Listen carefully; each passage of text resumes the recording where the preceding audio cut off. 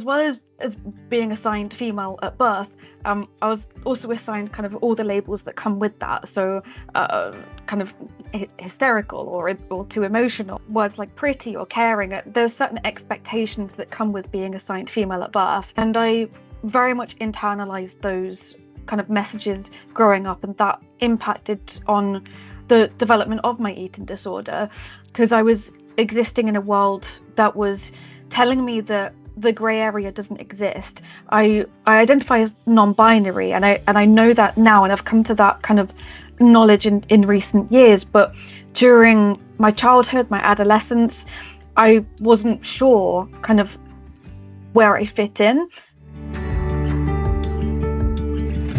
I think there's those stereotypes around what someone with an eating disorder looks like. But I think in the LGBTQ plus community, for a lot of non-binary folks, transgender folks, we don't exist in that stereotypical body, and we can still experience eating disorders. And I think sometimes that isn't acknowledged or recognized as such. But I think there's a big misconception or assumption that eating disorders are about fat phobia and a fear of gaining weight.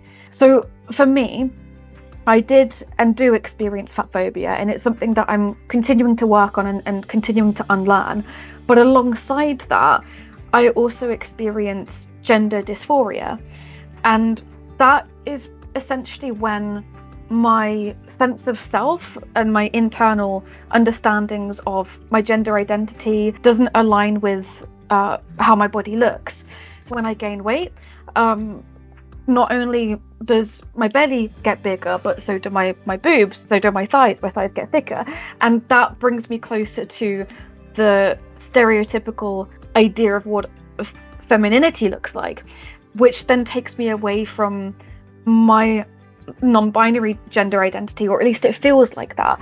So for me, gaining weight is not just a fear of fatness, it's also a fear of losing myself.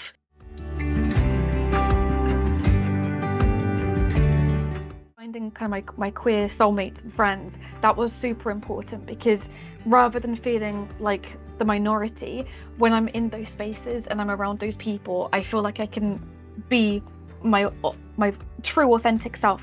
But I think another thing that I found incredibly useful is surrounding my body, my mind, my social media with groups of diverse people. So following non-binary people on Instagram, watching TikTok videos made by transgender people and made by people in recovery from an eating disorder, and connecting to people that I'll probably never meet in a way that feels very healing. So I think finding role models and finding inspiration in people or animals or nature can be really, really useful. I know for me, I just have to go into the garden and watch some bees sort of fly from flower to flower, and immediately I feel connected to something bigger than me. The fact that I exist suggests that I'm meant to exist, and that there's nothing wrong with who I am. Like, I'm meant to be who I am, otherwise I wouldn't be who I am.